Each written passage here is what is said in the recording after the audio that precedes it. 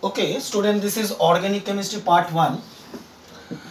Now, first of all, what is organic chemistry? Now, organic chemistry means it's the study of carbon compounds other than oxides of carbon, like carbon dioxide, carbon monoxide, carbonates, cyanides, and carbides. That means every carbon compounds other than oxides of carbon, carbonates, cyanides, and carbides, they are known as organic compound. And the branch of chemistry which deals with carbon compounds other than oxides of carbon, carbonates, cyanides, and carbides are known as organic chemistry. You know why it is a need of a separate branch? You know, chemistry is broadly classified as inorganic chemistry and organic chemistry. And organic chemistry is the chemistry which deals with carbon compounds.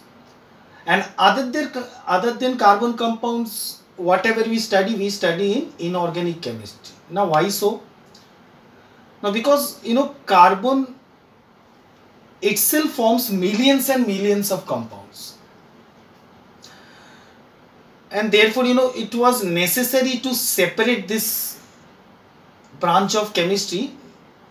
Otherwise, the chemistry would have become very much complicated, because you can understand, carbon alone forms millions and millions of compounds. So to mix these compounds with other compounds and then study about them becomes a very complicated. And therefore, the chemistry is divided into two parts. One is inorganic chemistry, another is organic chemistry. Now, so far, whatever you have studied up to class 9 even in class 10, whatever compounds and like hydrochloric acid, sulfuric acid, ammonia, even carbon dioxide, carbon monoxide, all are inorganic chemistry. And other than these compounds, all compounds of carbon are known as organic compound, and the branch of chemistry is known as organic chemistry. Now, if you go to the history of organic chemistry, it was believed that organic compounds could only be derived from living things. The word organic came from that, organism. An organism means, life. And in initial stage, when we don't know much about chemistry during that time, all those organic compounds that we know, starch, sugar, all this, the scientists believe that they can be derived only from living things, that's plants and animals. And there was no known method of preparing them in the laboratory. So during that time, it was not known that how to make organic compound in a laboratory. It was only directly derived from plants and animals. And since these organic compounds were obtained straight from nature and there was no known method of preparing them in the laboratory, it was believed that they were products of some vital force of nature. So that means it was believed that they were only derived from nature. So it was only a product of some vital force of nature, and that was known as the vital force theory, that organic compound can only be derived from plants and animals. It cannot be prepared from the laboratory. And this was known as vital force theory. But the vital force of nature was soon discarded in 1828 by German chemist Friedrich Kohler, who prepared urea. Urea is the first organic compound prepared in the laboratory by heating ammonium cyanide. Now he has taken ammonium cyanide and heated, and he got urea. And hence we can say that vital force theory was wrong, because it was found that organic compound can also be prepared in the laboratory, and the first organic compound which was synthesized in the laboratory is urea, and that is from heating of ammonium cyanide. Okay, understand? Okay, now the question is that why carbon has this capability of forming millions and millions of compounds? It is due to some unique nature of carbon. So now we will study about this unique nature of carbon, that why It has a capability of formation of millions and millions of compound which no other element have. Now the first unique nature of carbon is tetravalency. Now tetravalency means carbon, the atomic number is 6, so its electronic configuration is 2 and 4. So it has 4 valence electrons. It has 4 valence electrons. Now since it has 4 valence electrons, it can neither gain electron nor lose electron. It can only share its 4 electrons. So it can only share its 4 electron with other elements. And that means it can form 4 covalent bonds. And this formation of 4 covalent bond with other atom, and that is known as tetravalency. So this is one of the unique feature of carbon, that it can form 4 covalent bond because it has 4 valence electron. So it have 4 space. So you can say it can give 4 space to form bonds, to form covalent bond with other elements. So there are 4 space. So that is called tetravalency. So this is one of the unique nature of carbon, and that is called tetravalency. The next unique property is catenation. Now catenation means, in fact, it is a property of self-linking. Self-linking means it can link with itself. Carbon can form bond with itself. So property of self-linking with other carbon atoms.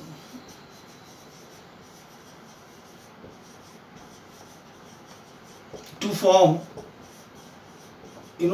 straight chain, to form branched chain, to form cyclic chain,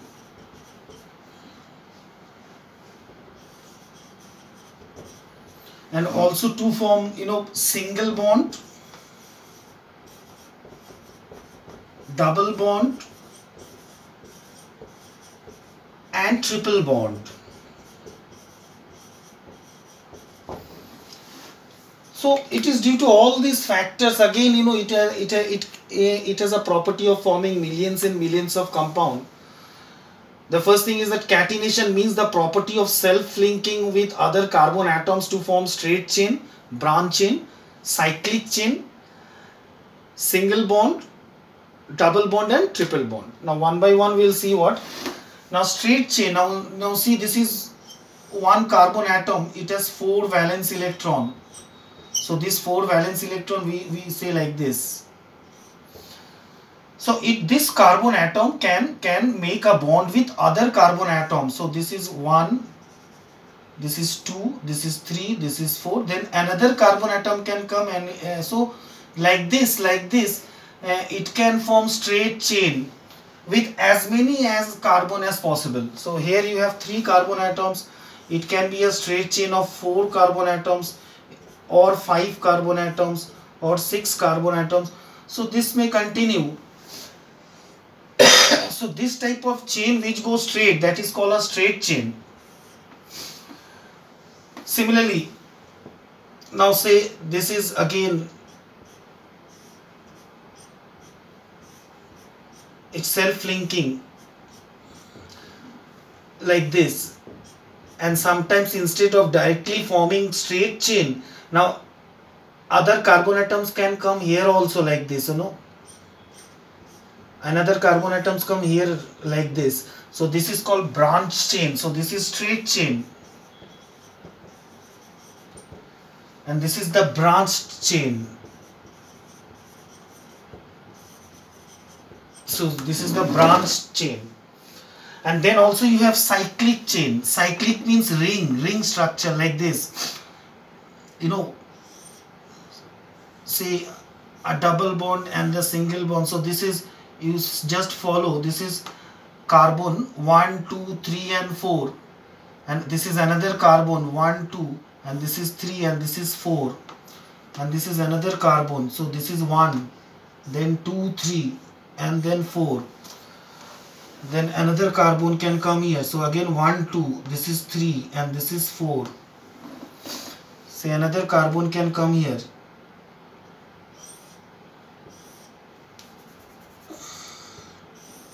So this is again 1, then 2, 3, and then 4, and then another carbon can come. So this is, and this is this, and this is this. So you can understand. See all the 4. So this is 1, 2, 3, and 4, and this is again, this is 1, 2 with this carbon. This is the third one. This is fourth one. This is 1, 2, again 3 and 4. This is 1, 2 for this one. 3 and 4. This is again 1, 2, 3, 4. So like this you can see a closed chain is formed, and this is, this is called the benzene ring. And here other elements or hydrogen can come and make a structure. So this is called a cyclic chain. So a straight chain is possible, branch chain is possible, like this a cyclic chain is possible. And now single bond is also possible. Now when a carbon-carbon 1 and 1 electron is shared, and this 3 is unshared now. So this is 1, 1 shared. So this is called a single bond. When 2 electrons are shared of each carbon, so this is 1, 2, and this is 1, 2 for this, and the other 2 is unshared now. Okay, so this is other 2, and this is the other 2. So they share 2 electrons each. That is called a double bond. And when they share 3 electrons each, so 1, 2, 3, again 1, 2, 3. So they share 3 electrons each, and one is unshared like this. So when 3 carbon atom, when 3 electrons are shared between 2 carbon atoms, so that is called triple bond. So you can understand all these are self-linking. So self-linking forming a straight chain, self-linking forming a branch chain, self-linking forming a closed chain or a cyclic chain, self-linking forming a single bond, self-linking forming a double bond, and self-linking forming a triple bond. So this is known as catenation, and you can understand due to this also millions and millions of compound can be formed. Understand? So this is called catenation. So the property of self-linking of with other carbon atoms to form straight chain, branch chain, cyclic chain, single bond, double bond, triple bond, and that is known as catenation. Okay. Okay. Now the next unique features of carbon is isomerism. Now what is isomerism? Compounds having same molecular formula but different structural formula are called isomers. And the phenomenon is called isomerism. That means their formula, when certain compounds have same formulas, but their structure is different, those compounds are called isomers, and this phenomenon is known as isomerism. Now there are different types of isomerism, but in our syllabus there is only a little bit of isomerism. That is, there is only chain isomerism and position isomerism. I'll explain you a little bit here. Now chain isomerism is this when there is a difference in the chain. So naturally isomerism means there will be a difference in structure. Now how the structure will differ? The structure will differ in their chain formation. Like one having a straight chain and another having a branch chain, both having similar chemical formula, but their structure are different. For example, of chain isomerism, that butane, butane is an hydrocarbon, it's an alkane. Butane have two isomers. One is N-butane and another is isobutane. Now see, sorry. Now this is not normal butane. N-butane means normal butane. So this is carbon carbon have 4 valencies. So this is 1, 2, 3 and this is 4. And for this carbon also this is 1, 2 and this is 3 and 4.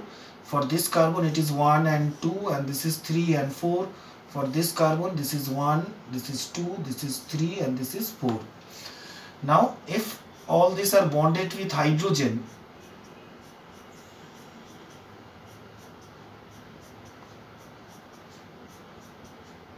so like this you can see the carbon are straight, and the formula if you see it is C4 and there is H10, so there are 10 hydrogen, so this is called N-butane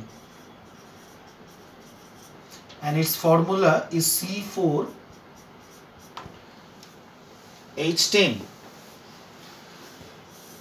Now see this one, now this is carbon again 1, 2, 3 and this is 4, this is 1, 2, 3 and 4, this is 1, 2, 3 and 4.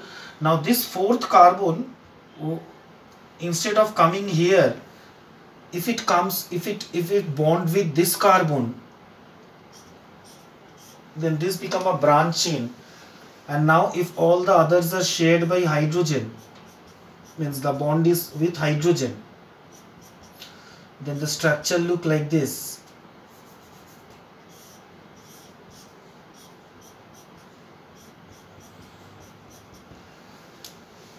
Now if you count here also, if you see 1, 2, 3, 4 carbon and hydrogen you have 10, 1, 2, 3, 4, 5, 6, 7, 8, 9, 10. So this is called isobutane. And its formula is also C4H10. So you can understand compound having same molecular formula but different structural formula are called isomers. And this is the butane, isomers of butane, N-butane and isobutane. And there is a difference in chain. So this is a straight chain and this is a branch chain, and this type of isomerism is known as chain isomerism. Okay, understand? Okay, now the next type of isomerism is the position isomerism. Now when two or more compounds with the same molecular different position of the substituent atom or functional group. Now later on I'll explain you more about substituent and functional group, but you can understand a functional group means it defines a particular family. Like alcohol is a type of family, ketones is a family, acid is a family, aldehyde is a family. So all these are families. Alkane is a family, alkene is a family, alkyne is a family, and they are represented by a symbol, and those are called functional group or substituent atom. For example, somebody having a triple bond, a hydrocarbon having a triple bond is called alkyne and ends with ine. So this triple bond is a substituent, you can say. Now if you see in this two, their molecular formula is same. It is C4, 1, 2, 3, 4 and H6. Okay, so this is but1-ine, because here the substituent, the triple bond is at 1 number carbon atom. So if you number the carbon atom from 1, 2, this is 3 and this is 4. So this triple bond is with 1 carbon, the first number carbon, so it is but1-ine. But in the next diagram, if you see, the triple bond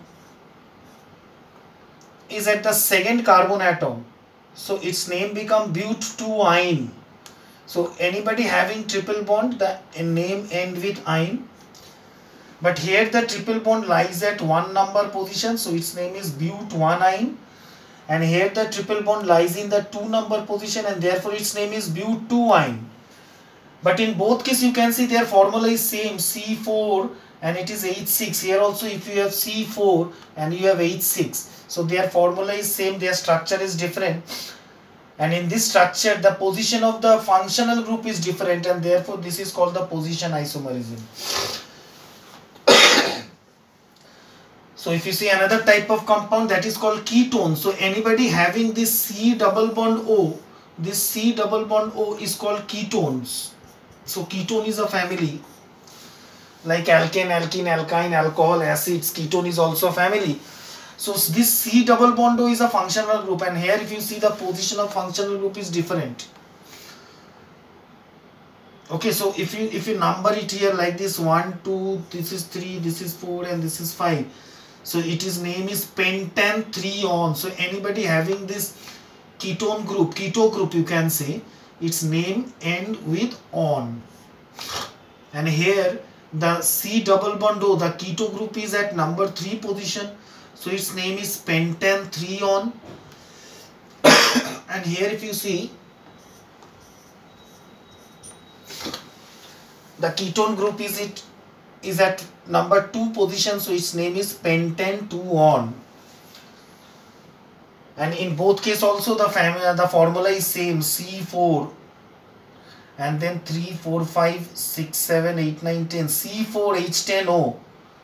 C4H10O is the formula. Here also if you have 1, 2, 3, 4, sorry 5, C5. In fact C5, 1, 2, 3, 4, 5, C5H10O. Here also the formula is C5H10 and O. So C5H10O is the formula for both, same molecular formula, different structural formula. And what is the difference in the structure? The difference in the structure is the difference in the substituent or functional group, the ketonic group here. Here you have the ketonic group at position number 3. Here you have ketonic group at position number 2. So therefore this is called position isomerism. So understand, so this is the 3 important unique nature of carbon. It is due to this 3 unique nature of carbon that carbon has a property of forming, millions and millions of compound. So this 3 unique nature of carbon is tetravalency, the catenation, and isomerism. Okay, understand? Okay, now the main difference between an organic compound and an inorganic compound. The first is that in organic compound carbon is necessary elements. In inorganic compound, carbon is not necessary elements. Organic compounds are generally insoluble in water, but they are soluble in organic liquids, organic solvents like benzene, toluene, alcohol. But the reverse is for inorganic compounds. Inorganic compounds, they are generally soluble in water, but they are insoluble in organic solvents. Organic compounds generally have a low melting point and a boiling point, and they can easily decompose. They easily decomposes on heating. Again, the opposite is for inorganic. They have generally high melting point, high boiling point, and not easily decomposes on heating. In organic compound, the compound that is formed is only by covalent bonds. But in inorganic compound, both bonds are possible, both compounds are possible, ionic compound and ionic bonds, or covalent compounds and covalent bonds. So both type of bond is there in inorganic compounds. Organic compound shows the phenomenon of isomerism, but inorganic compound, no such phenomenon is shown in inorganic compound. So these are the major difference between an organic and an inorganic compound. Now next is hydrocarbon. Now hydrocarbons are compounds containing carbon and hydrogen only. So this hydrocarbons means those compounds which have only carbon and hydrogen, they are called hydrocarbons. Now this hydrocarbon can broadly be classified as open chain compounds or closed chain compounds. Now open chain, they are also known as aliphatic compound, and closed chain compounds, they are also known as cyclic compound. Now this cyclic compound or closed chain compound, they are not in our syllabus, so we are not going in that description. So only open chain compounds are in our syllabus. So hydrocarbon, 2 types, open chain compounds and closed chain compounds. Now this open chain or aliphatic compound, they can also be classified as saturated and unsaturated. Now saturated hydrocarbon means, they have single bond. carbon carbon single bond and all the other valencies are occupied. So all the other are occupied with hydrogen. So they are called saturated hydrocarbon. Like example, if you see methane. So methane, so this is 1 hydrogen, 2, 3 and 4. So the carbon, all the valencies are occupied. So this is methane. Now similarly ethane, if you see C 1, 2, 3, 4, another C 1, 2, 3, 4. Now if we have all hydrogen here, so this was methane CH4. Now this is ethane, it is C2H6, C2H6. So in all this structure you can see all the 4 valencies of carbon everywhere, they are occupied with single bond. So these are called saturated hydrocarbon because there is no space left. It is completely satisfied everywhere with covalent bond between carbon-carbon or between carbon and hydrogen. So everybody is satisfied and therefore it is called saturated hydrocarbon. So alkanes are called saturated hydrocarbons. Now if you see alkenes, now unsaturated hydrocarbon is again of 2 types. One is alkenes and one is alkynes. Now the compound, the hydrocarbon having a carbon-carbon double bond is called alkenes, and the hydrocarbon having a carbon-carbon triple bond are called alkynes. Now in catenation part I have explained you something about single bond, double bond and triple bond. When 2 electrons of carbons are shared, so these are called double bond, and when 3 are shared they are called triple bond. Now always remember the carbon-carbon single bond is a very strong bond. So out of this carbon-carbon double bond, one of the bond is very strong but other bond is not strong. So whenever it reacts with any other compound, this bond open up and you have 2 space left, 2 space. So that means there are space here, so that it can accommodate, it can react with other element easily. And other element can form bonds with this easily, and therefore they are called unsaturated hydrocarbon. In this alkynes, what happens? This single bond remains and the 2 bonds open up. Now when the 2 bonds open up, so here 1, 2 and here 1, 2, the 4 space is there so that other elements can make bond with it. So here also there are 4 space. And therefore this is also an unsaturated hydrocarbon. So therefore saturated hydrocarbon, they are alkanes. They are also known as paraffins because it is due to their very less reactivity. So since they are saturated hydrocarbon, there is no space. So they are not as much reactive as alkenes, because alkenes have space. So in the double bond, when reacting, one of the bond will open up and easily other element can get added to them. So there are space, but here there is no space. So when other elements come, only one element have to be removed and then other element can come. I'll show you later. So you can say that it is more reactive than alkanes, and alkynes are most reactive than others. So the least reactives are alkanes because they are saturated hydrocarbon, because all the 4 valencies of carbon are occupied with single carbon bond or carbon hydrogen bond. But here at least 2 electrons and here at least 4 electrons are unoccupied. So therefore they can easily react with other element and they are called unsaturated hydrocarbons. Okay, so alkenes means single bond, their name end with ane, A-N-E, so therefore this is methane, this is ethane.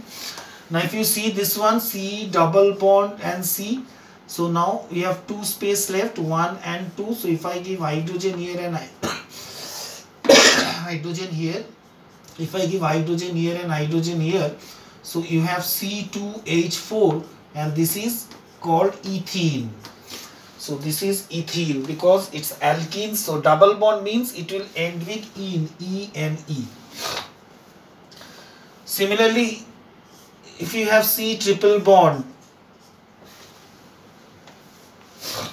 so here you have one hydrogen. If you have one hydrogen and all these three are occupied with carbon, so you have the formula as C2H2.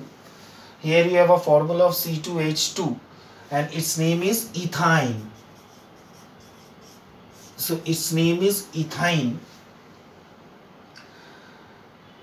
So double bond means ends with ene, triple bond means it will end with ine. So these are about saturated and unsaturated. Understand? Saturated hydrocarbon means carbon-carbon single bond. They are alkanes. Alkanes are also known as paraffins because due to their less reactivity.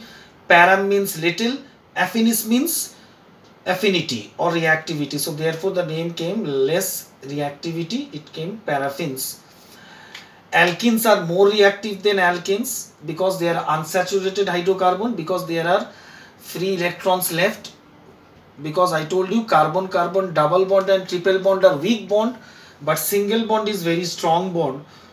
So during the reaction, this carbon-carbon bond never open up. They don't open up. But this carbon-carbon double bond, out of this double bond, one bond easily open up. And here also one bond remains and other two bond easily open up. And therefore you have space. And therefore this type of hydrocarbon are known as unsaturated hydrocarbons. Okay, understand? Now, the starting name of any organic compounds actually depends upon the number of carbon atom it have. And that starting name we say in fact the root name. That means it is derived from which type of organic compound. Now, if an organic compound generally have it, if it has one carbon, then its name, the root name is meth. If it has two carbon atom, its root name is eth. If it has three carbon atom, its root name is prop. If it has four carbon atom, it will be pent. If it it will be bute. If it is four carbon atoms. If it is 5 carbon atom, it will have pent. If it has 6 carbon atom, it will have hex. Then 7 means hept, 8 means oct, 9 means non, 10 means dec, and so on. But at least 5 is okay, not necessary for more than 5.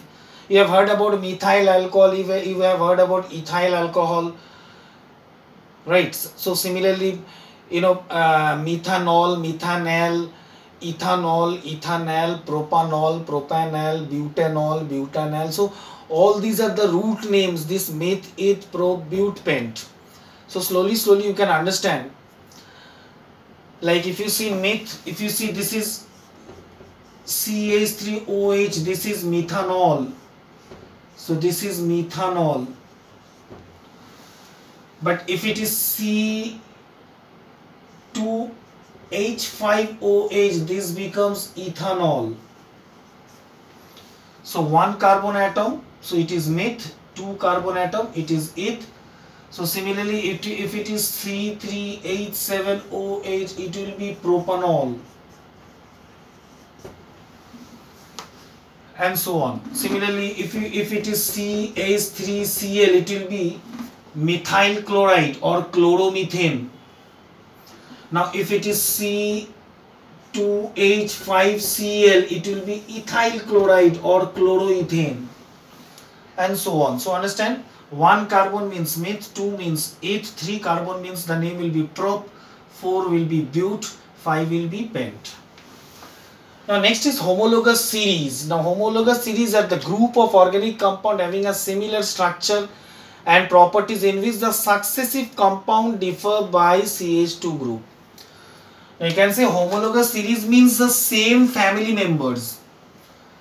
same family members, now the successive family members, they always differ by a CH2 group, and therefore it is known as a homologous series. Say, just now we have seen that hydrocarbons, you have alkanes, alkenes and alkynes. Now the general formula of alkane is CnH2n plus 2. Now this is a general formula where N actually means the number of carbon atoms. So try to understand, when N equals to 1, suppose there is one carbon atom, so the carbon-carbon single bond family, that is alkane, if you put N equals to 1 here, what you get? You have C1, then H2 plus 2, so you have CH4. So this is methane. Now when you have N equals to 2, so there will be 2 carbon atom. So if you put here 2, you will get C2H6, and this is called ethane. Similarly, if you put 3 carbon atoms, N equals to 3, then N equals to 3, so you will have C3H8, it will be propane. Similarly, N equals to 4, so you have C4H10, this will be butane. Now if N equals to 5, you have C5H12, and this will be pentane. So this is a homologous series of alkane. Now you can go as much as it is possible. N equals to 6, 7, 8, 9, N equals to 100. But if you see that in every family member there is a difference of CH2 group. So if you increase one carbon atom, 2 hydrogen atom, you have the next member. Again, if you increase one carbon atom, and if you increase 2 hydrogen atom, you get the third member, that is propane. You increase one carbon atom, 2 hydrogen atom, you get the next member, that is butane. So there is a difference of CH2, or if you see the difference in the atomic number, the difference in the atomic number will be 14 atomic mass unit in every. So this is the homologous series of alkane. Similarly, homologous series of alkene. Now alkene means, there will be a carbon-carbon double bond. So therefore N equals to 1 is not possible. So like, single bond methane is possible, in a double bond methane is not possible, in triple bond methine is not possible. Because meth means there will be one carbon atom, and in one carbon atom there can't be a double bond, or in one carbon atom there can't be a triple bond. So double bond and triple bond is not possible if the number of carbon is 1. So N equals to 1 is not possible. So it always starts at least with 2 carbon atom. So when you have N equals to 2, the formula will be, it will be C2H4, and its name is ethene. When you have N equals to 3, you have C3H6. N equals to 3, if you see 2 into 3, you get C3H6. Its name is propene. Similarly, N equals to 4, you have C4H8. It is butene. And N equals to 5, you have C5H10. Its name will be pentene. That means this, everybody have a carbon-carbon double bond, at least one carbon-carbon double bond. And since they have double bond, their name is ending with "ene", and the root name depend upon the number of carbon atoms. So 2 carbon means eth, 3 means prop, 4 means but, 5 means pent. Similarly, for alkyne also, N is equal to 1, not possible. Now if N equals to 2 carbon atoms and there is a triple bond, so you have C2 and H2 into 2, 4 minus 2, you have C2H2, and this is called ethene. Okay, if you see the structure C2 of H2, if you remember C2, there will be a carbon-carbon triple bond, so 2 carbon, so that is C2, and 1 hydrogen here and 1 hydrogen here, and this is ethine.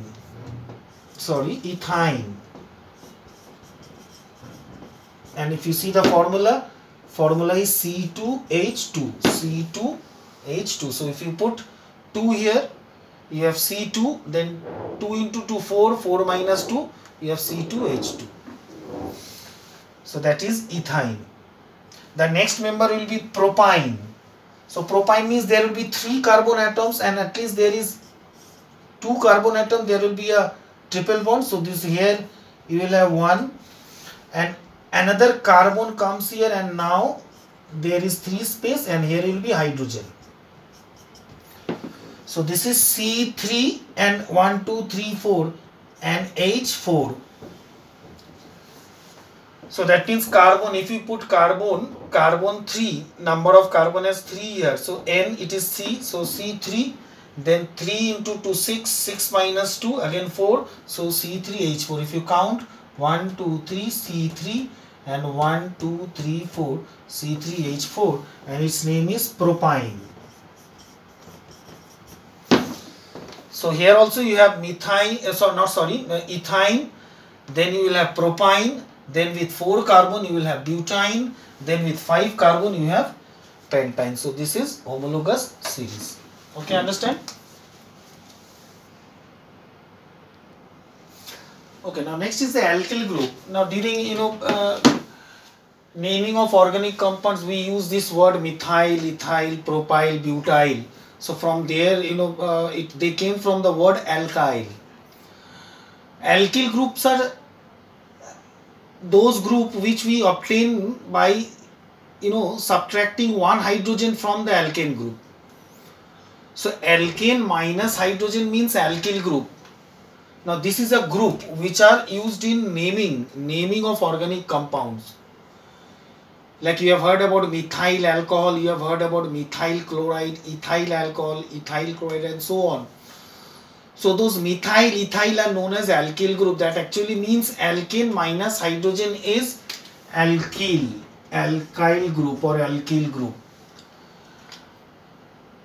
Like methane, CH4 is methane. Now if you subtract one hydrogen from methane, means if one hydrogen is removed, then that becomes CH3, that is methyl group. And if you see this formula CH3OH in organic compound, OH means alcohol and CH3 means methyl, so this name is methyl alcohol. Similarly, this is methyl chloride. Similarly, ethane is C2H6. If one hydrogen is less, that becomes C2H5. So wherever you have C2H5, that means it is ethyl group. And this is alcohol, OH is alcohol, so it is ethyl alcohol.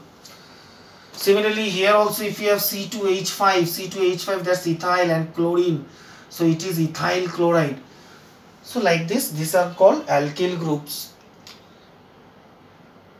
So that means when one hydrogen is removed, then that becomes alkyl group.